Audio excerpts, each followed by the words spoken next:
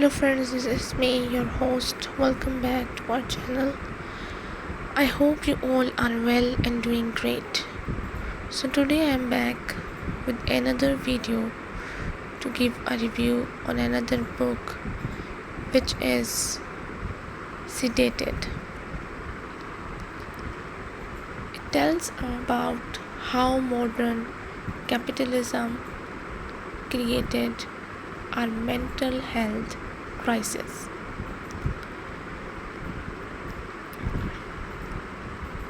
So this book is by James Davies,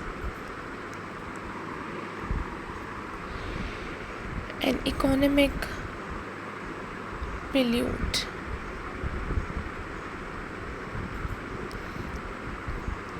In October 2017, a parliamentary assistant walked me down the central hallway of the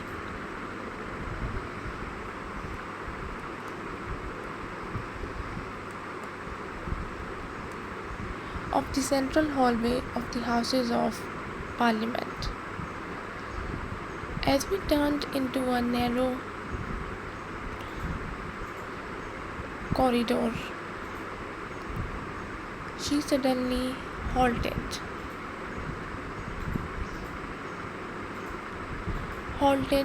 before ushering me into a small enclave.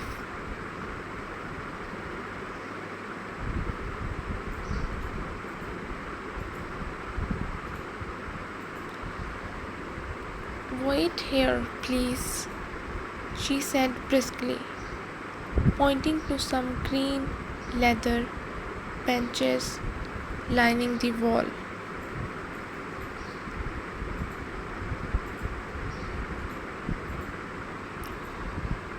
She then slipped through a large wood-paneled door before appearing again a few moments later.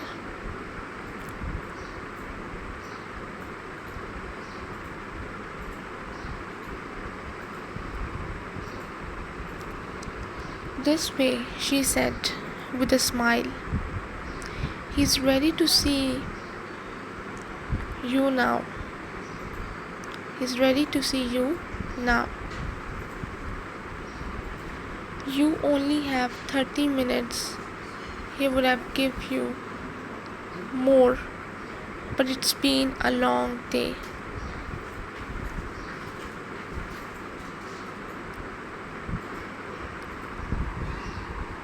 As I entered the bustling Peers Common room in the House of Lords,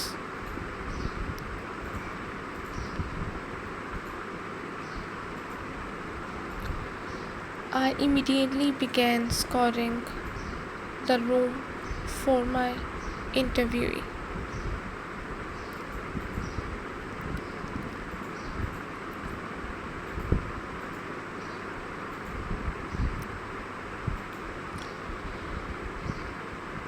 I soon spotted him nestled in a quiet corner, framed by a stately Gothic window that looked out onto the Thames. As I approached,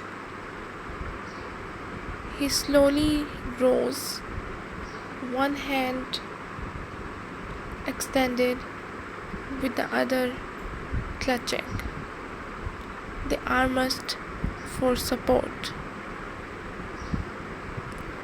"Welcome, James," he said.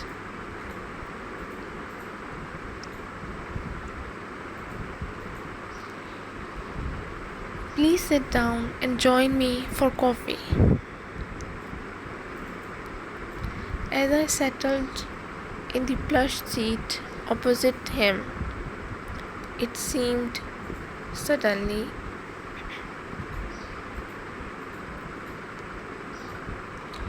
seemed suddenly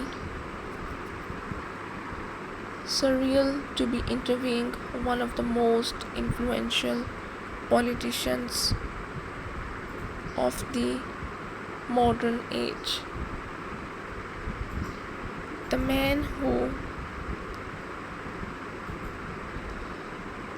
the man who masterminded the historic economic reforms of Thatcher's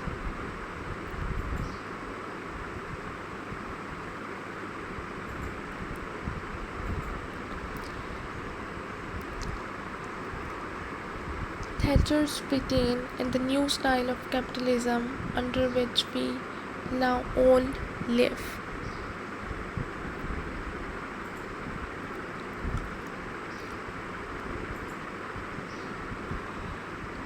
I was meeting Lord Nigel Lawson, the former Chancellor of the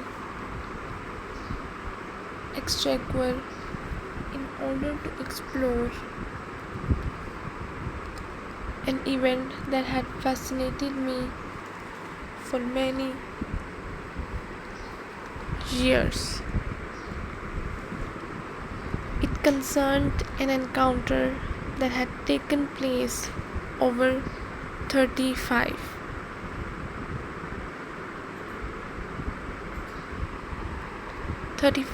years earlier.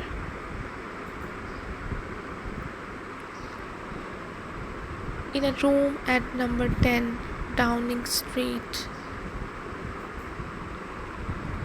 between Prime Minister Margaret Thatcher and the eminent journalist Ronald Butt.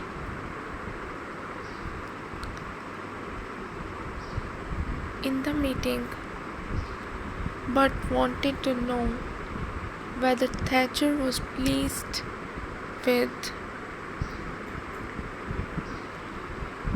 her government's performance since being elected 2 years earlier.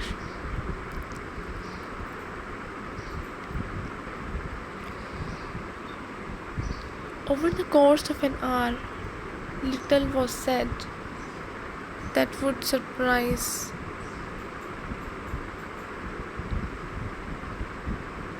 any informed listener until something unexpected happened, perhaps something that shouldn't have happened.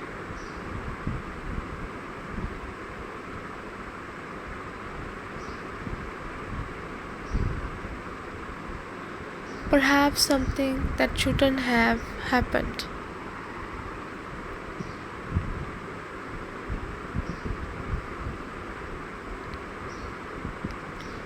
Levels of worker dissatisfaction and disengagement show some striking changes over time.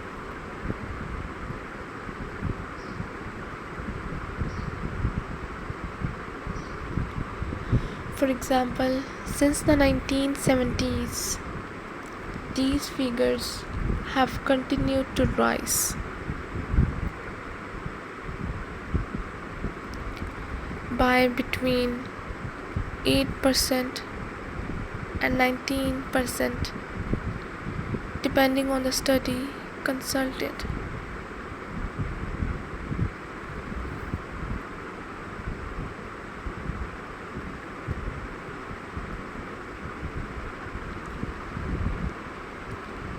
They have become much worse.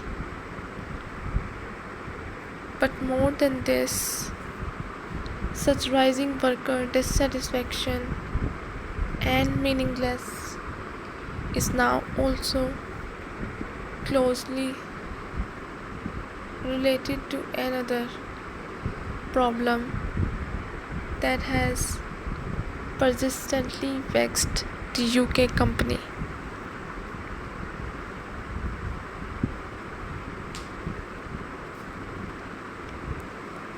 A problem the personality tests were originally designed to address. ailing worker productivity.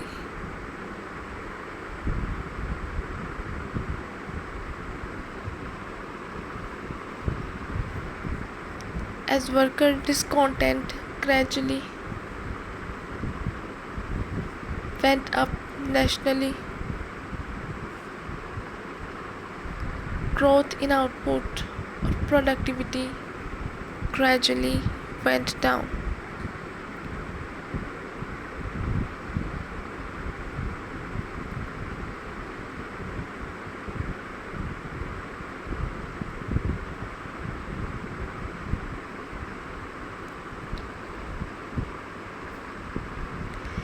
Seesaw-like, the two trends the research shows are inversely related.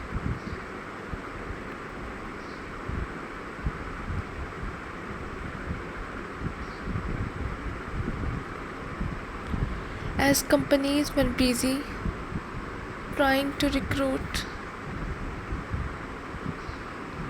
the right types of people,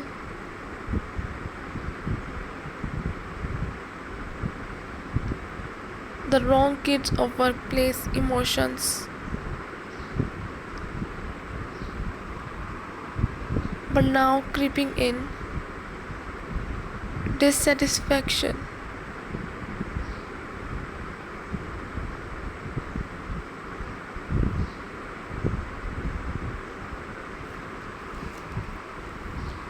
disengagement, meaninglessness, and futility.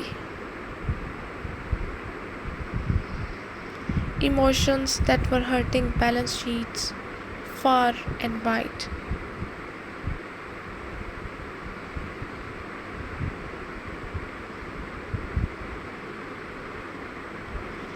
If personality tests could not protect against these costly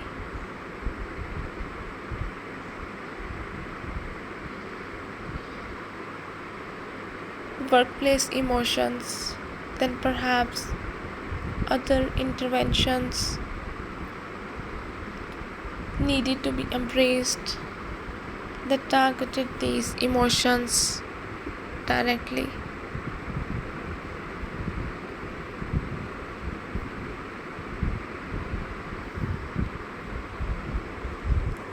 Growing worker distress was therefore opening up a potentially vast new market.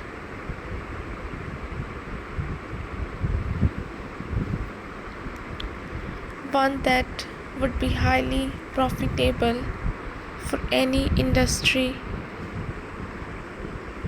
that could claim to reduce these growing levels of worker dissatisfaction.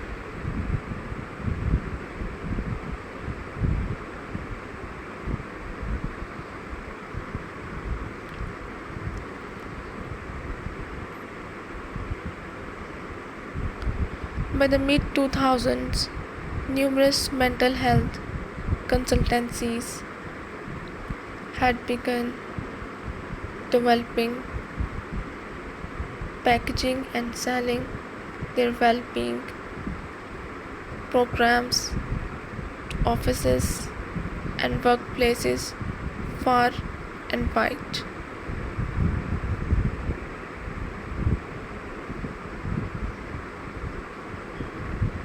To a diverse range of employers in both the private and public sectors.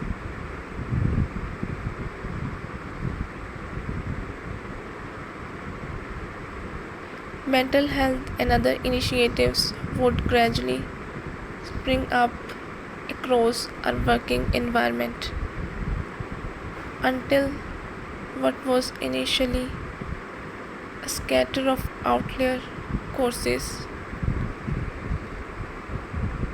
and schemes would, over the next 10 years, spread to every crevice of Britain's working landscape.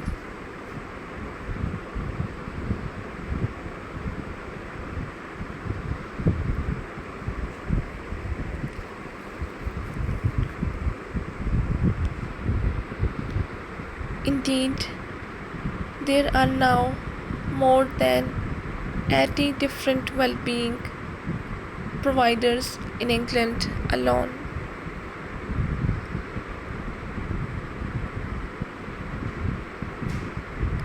All suggesting that the services will deliver greater workplace happiness and, of course, productivity.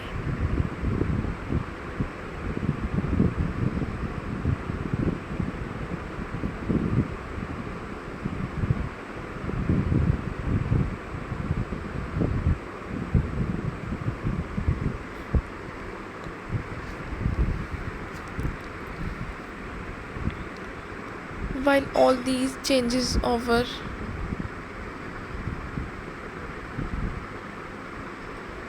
successive governments increase the stigma and anguish of the unemployed.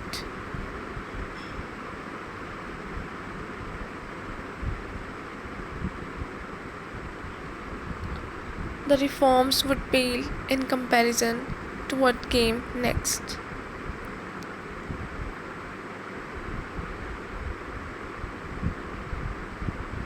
Following the financial crisis of 2008 and the rise of austerity under the Conservatives, David Cameron's coalition government would tighten the welfare noose.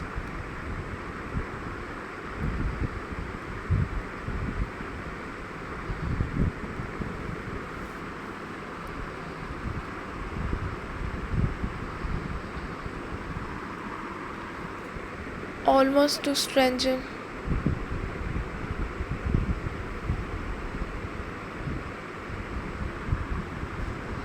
Following their 2012 Welfare Reform Act, receiving benefits would no longer just be conditional upon proving you were seeking work.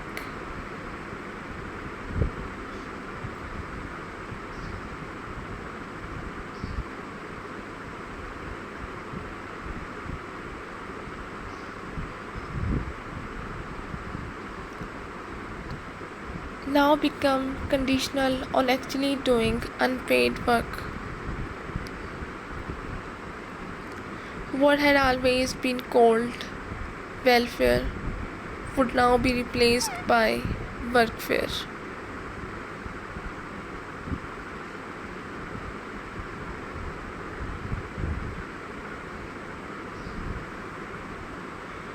Working full time for the benefits you received. While some workfare schemes had existed in small pockets since the days of Margaret Thatcher,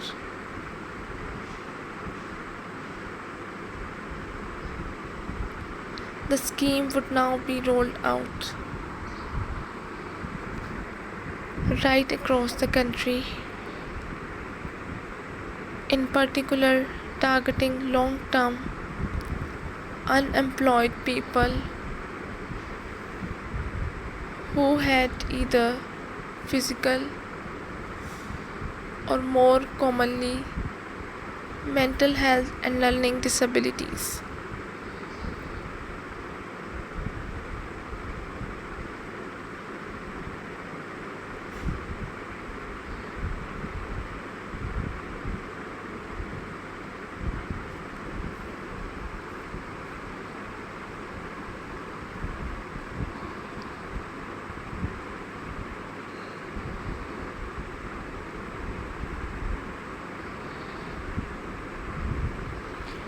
By the end of 2012, literally hundreds of companies were enthusiastically signing up to the government's workfare program, profiting from the influx of free labor it provided.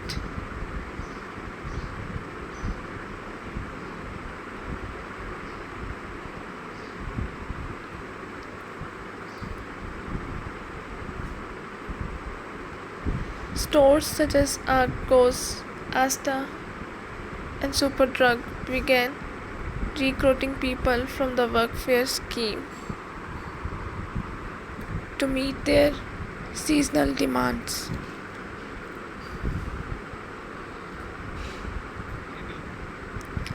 Instead of hiring extra staff or offering overtime to existing employees.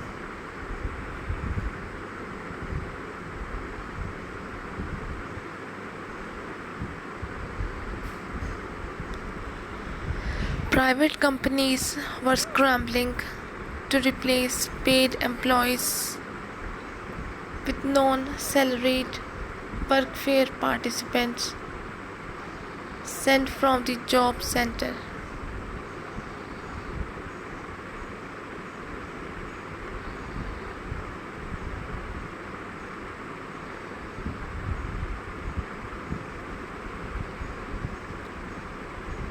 A telling example concerns the food company Two Sisters, which fired 350 workers from its plant in Leicester before moving its pizza production to Nottingham.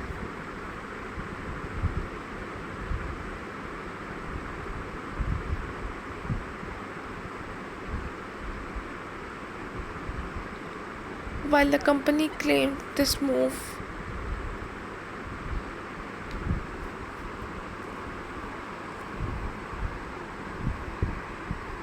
result of several recent strikes, one settled in Nottingham, it took on 100 free workfare participants.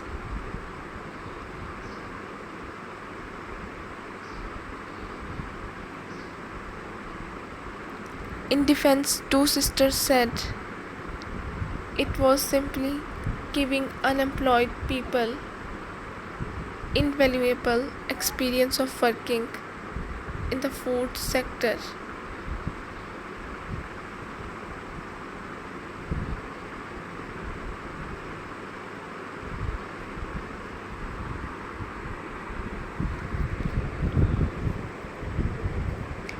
I asked Hinchcliffe's colleague on the Health Select Committee, David Ames, whether this could explain the aversion to reforming the he was unequivocal.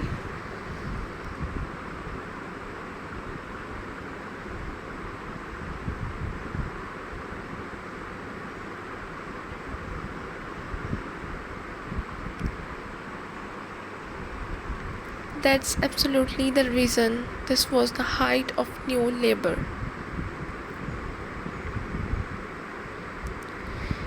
People said they weren't privatizing things when they were.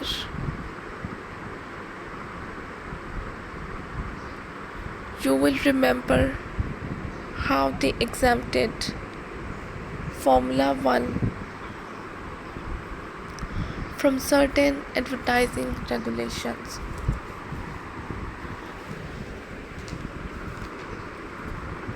And how they deregulated the banks under Gordon Brown.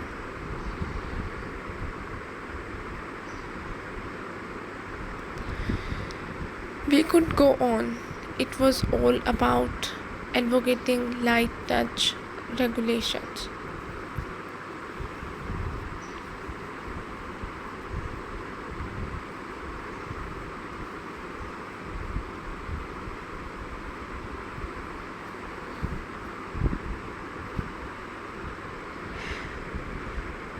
Hinchcliffe echoed Ms's view to have done anything about the regulatory agency would have impacted on the commercial interests of the pharmaceutical industry.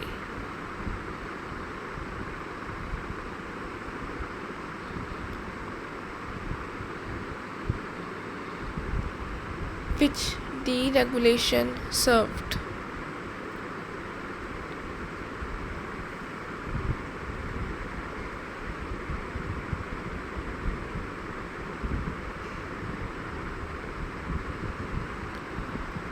This was the overall thinking in government.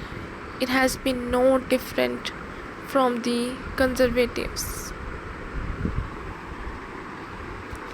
to New Labour to the coalition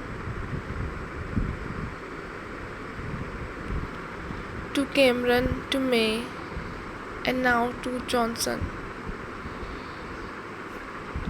The central philosophy has been broadly the same.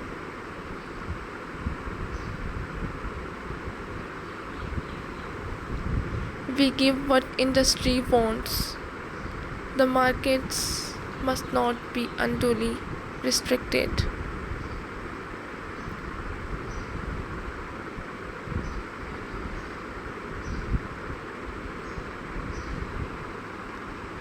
We should not interfere. And that philosophy is basically at the heart of the agency's closeness to the industry.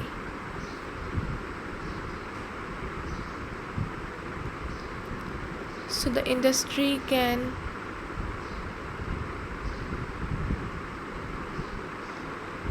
continue to pull the strings.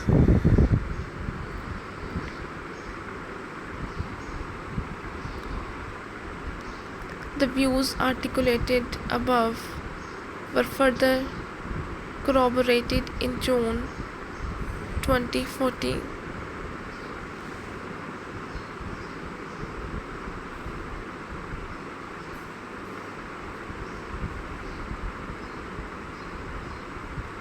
When, as part of David Cameron's Red Tape Challenge,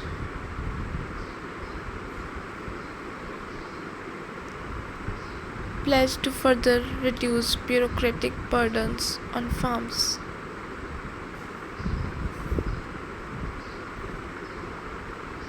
Ushering in an era even more industry friendly than that criticized Hinchlife's Health Select Committee report.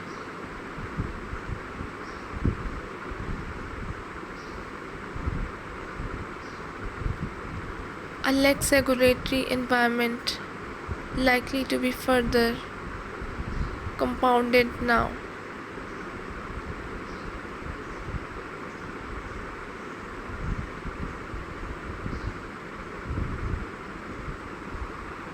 That Britain has left the EU.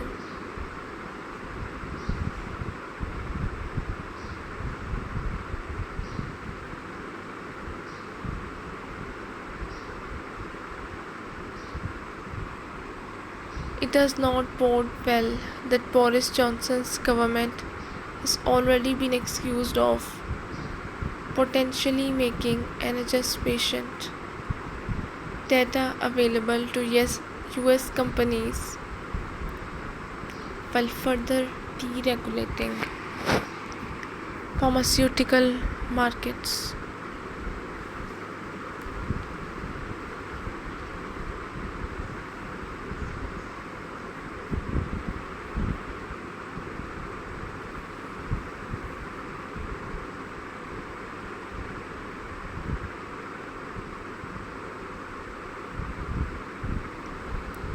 What do you make of all this? I asked Hinchliffe sometime after our initial interview.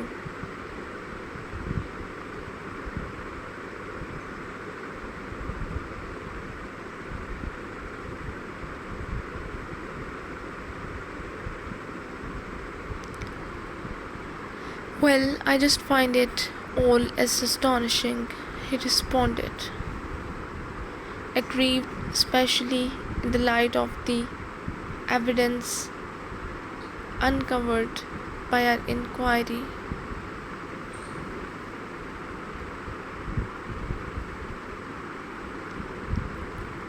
The deregulation and commercial power continue to dominate successive governments' thinking.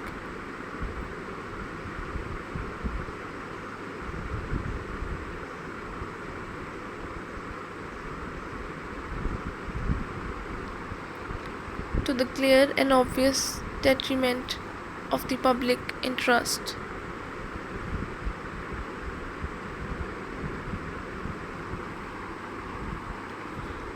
Our best human qualities, just as the materialist way of living diminished our humanity.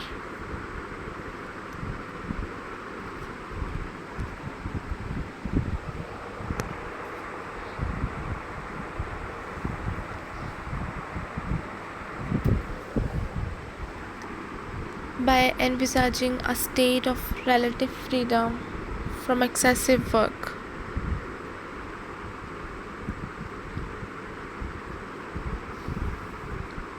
Keynes was describing an economic future. He believed society must one day embrace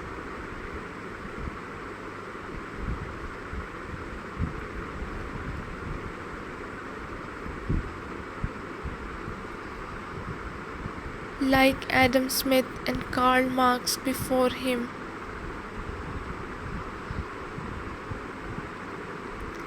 He saw economics as a servant of the good life.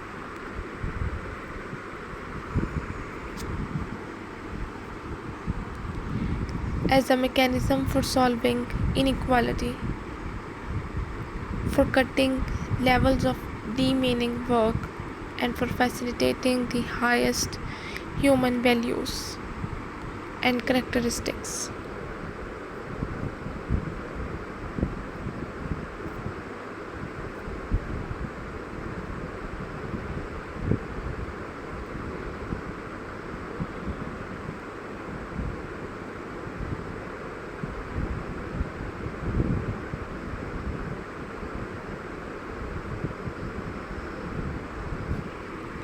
The future society he envisaged, to use Erich Fromm's words, would ultimately elevate living and loving over attaining and acquiring.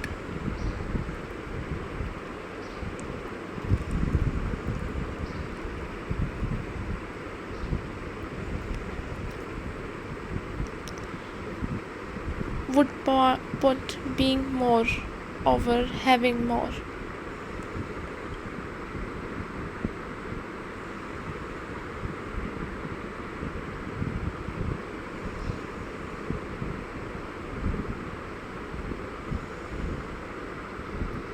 While Keynes' vision never advocated the end of market capitalism, as did Fromm's, both men shared the view that cutting the amount of meaningless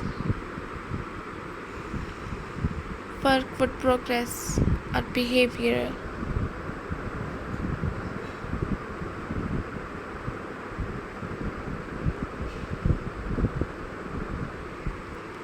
Intellectual and interpersonal potentialities.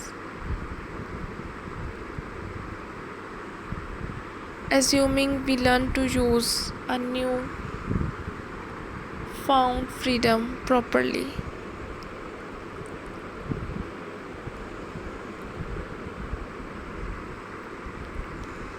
The end of economics wasn't therefore a system serving the economic engorgement of a privileged few, but one that served the interests, betterment and well-being of the greatest number of citizens.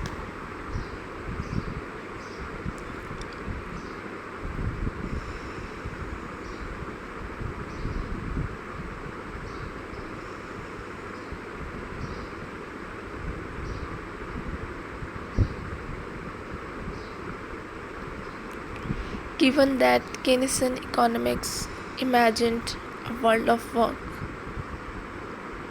radically different from that which the new capitalist economic reforms would eventually usher in,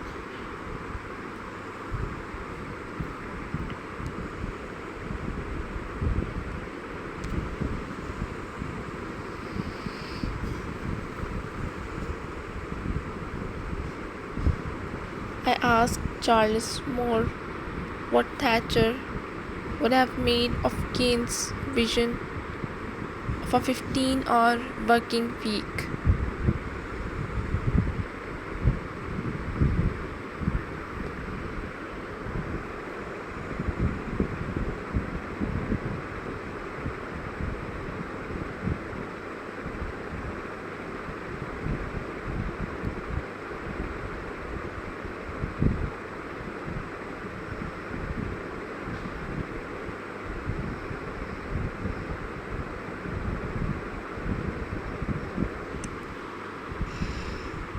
If we held that vision up before her, I put it to him, do you think she would have embraced it?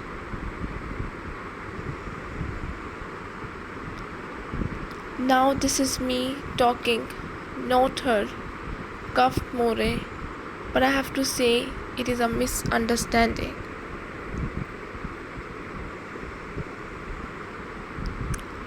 To think that economic and scientific innovation will create more time to do nothing much. If anything, the tendency of a more successful society is to get busier. Now, you may criticize the idea that getting busier is a good thing. But I think Margaret Thatcher saw a successful society as one that is more active.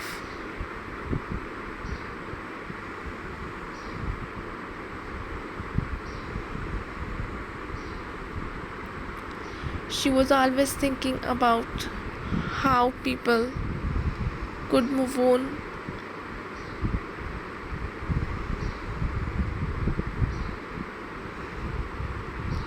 develop and achieve more.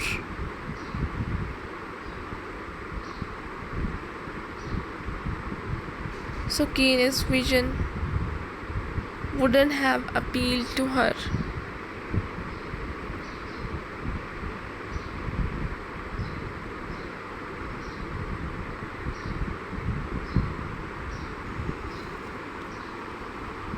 I was interested in More's suggestion that freedom from wage labor was the same as doing nothing much.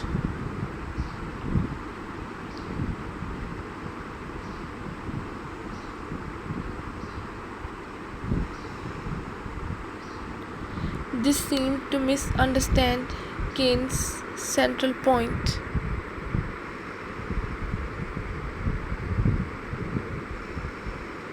That freedom from wage labor should be used productively.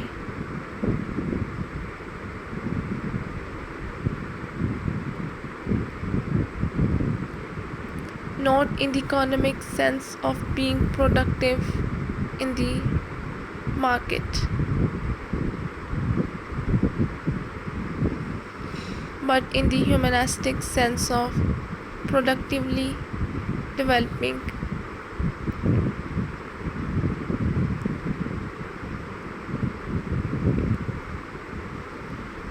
and using one's intellectual, creative, and relational capacities.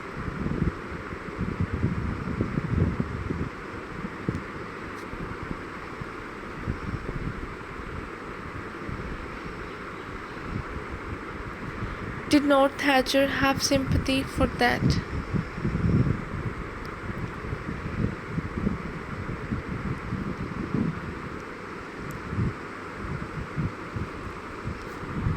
Well, Margaret did not think of productivity only in economic terms, responded More.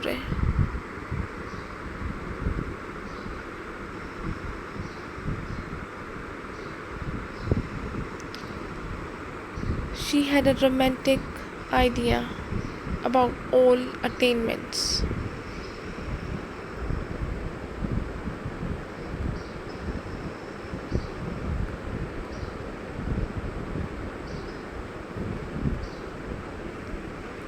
Musical greatness or artistic endeavor.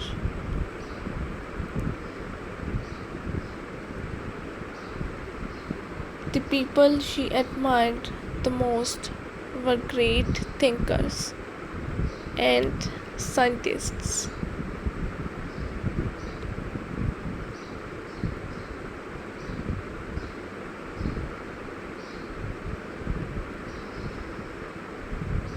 So hers wasn't a narrow vision,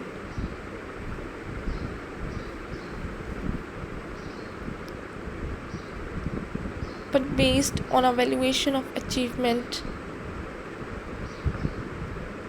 and effort rather than self discovery.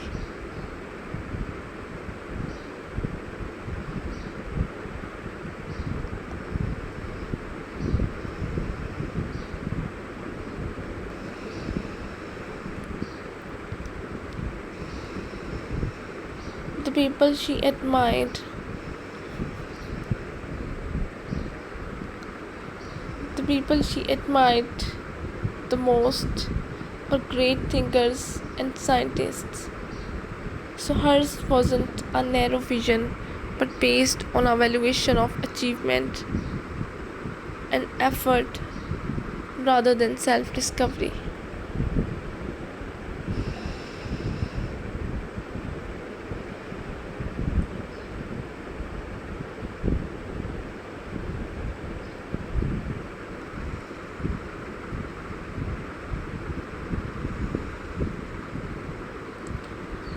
I wanted to point out that Keynes' idea of living productively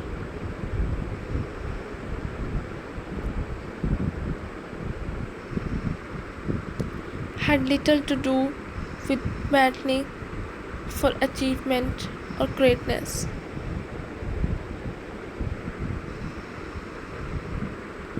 but was about living fully, ethically, and humanely within the community, using one's intellectual, creative, and interpersonal qualities for the good of self and others.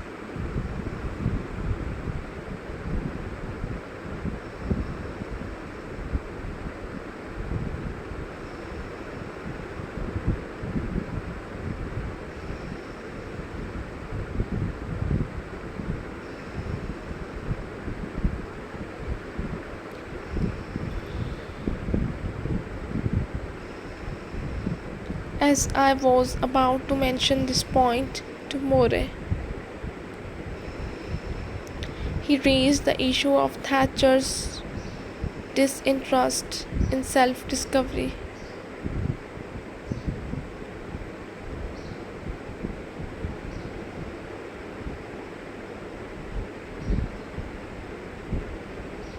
This topic seemed somewhat important, so I didn't interrupt.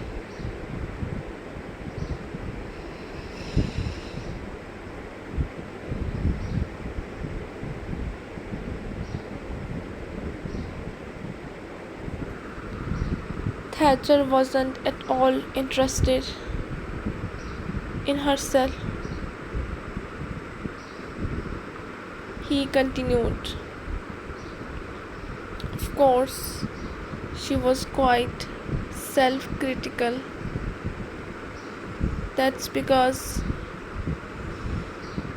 she was a perfectionist.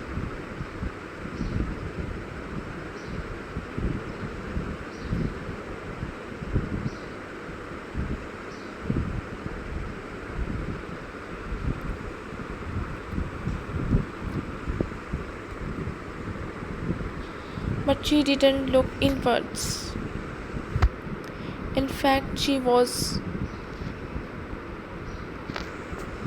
rather frightened of looking inwards.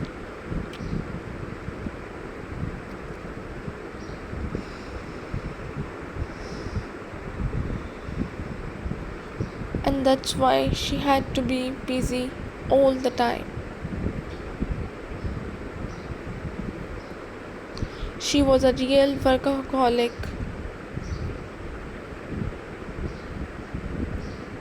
Her staff would always get very worried if during a weekend a check was there wasn't something else for her to do.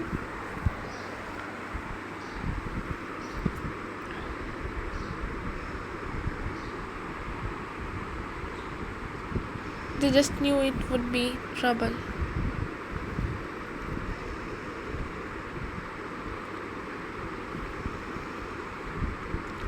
And even when there was leisure time, she would still want to achieve something with it.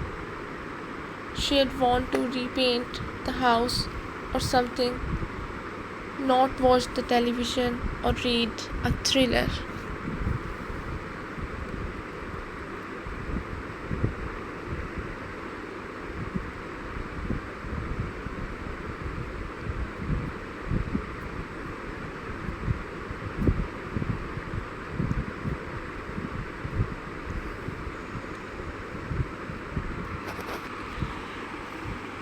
Frightened of looking inwards.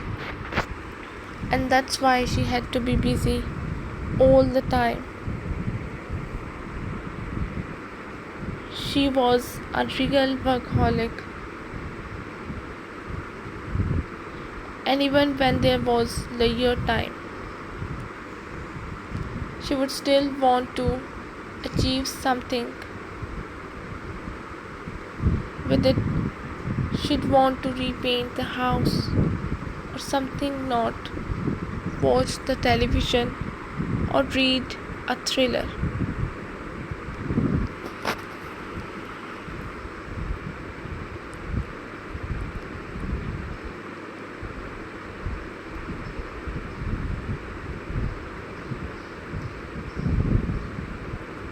Six months into my work with Emma, something decisive occurred.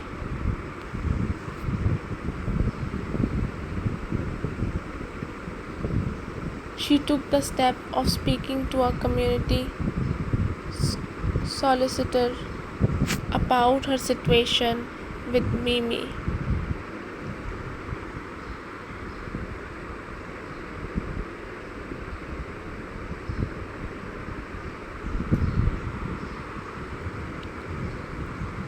Soon the solicitor and I were working together.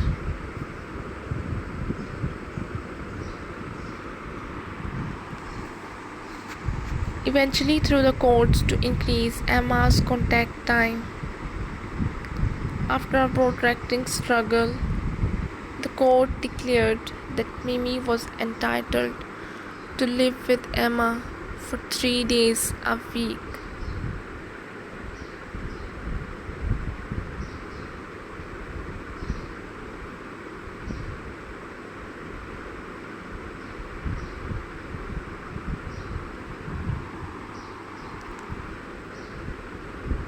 With a view to eventually moving in full-time if all went well.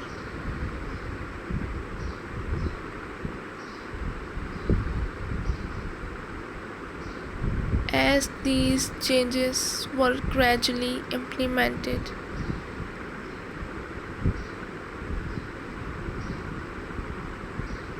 the effect on Emma's mood was remarkable.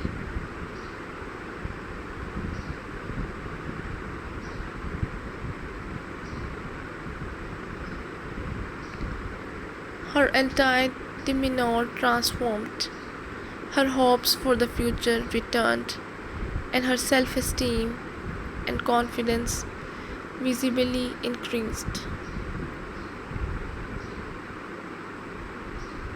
Not least because she experienced the court's verdict as validation of her as a mother.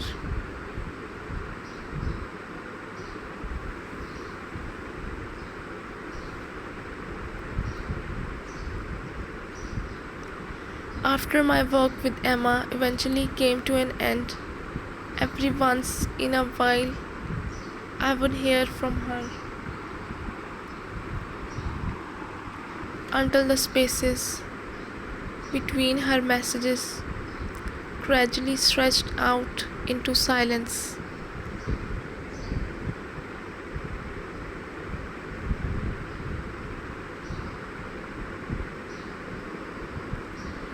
She told me that she and Mimi were doing well. Mimi was now living with her largely full time and was enjoying school.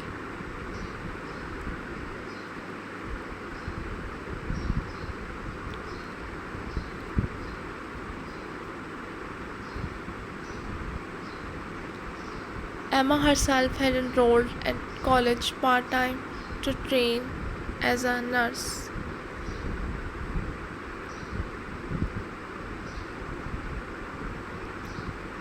I recount Emma's story here because it illustrates something that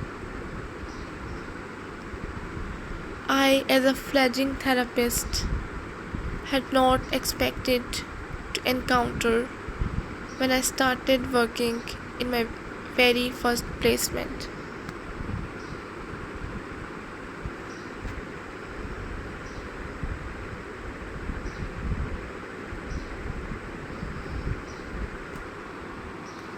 That the vast majority of people making use of mental health services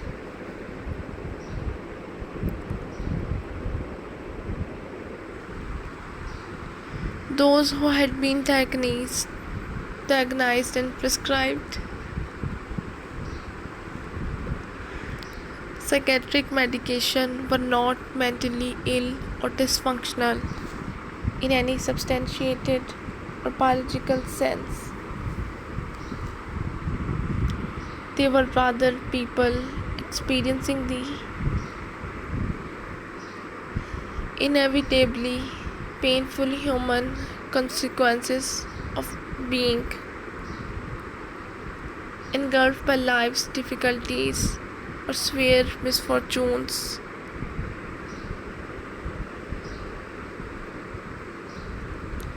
This is not to diminish their suffering in any way, not to deny that they deserve care and support, as Emma evidently did. It is just to say there is nothing scientifically valid or indeed clinically helpful in reclassifying understandable human suffering as mental pathology, especially when this often just leads to more stigma and individualistic interventions like being prescribed psychiatric medication, often long term. I have told Emma's story because in many basic characteristics it mirrors the stories of most people I encountered in that family center. Like her, the majority of people were living with very difficult situations, and yet most also experienced having human and social causes of their suffering largely ignored. Instead, like Emma, after a 7-minute consultation, they ended up being prescribed psychiatric medication, which they took for extended periods, while nearly every one of them had been given a psychiatric label, usually that of a depressive or anxiety disorder. So this is all we have from this book. I hope you guys liked it. If you did, don't forget to press the like button.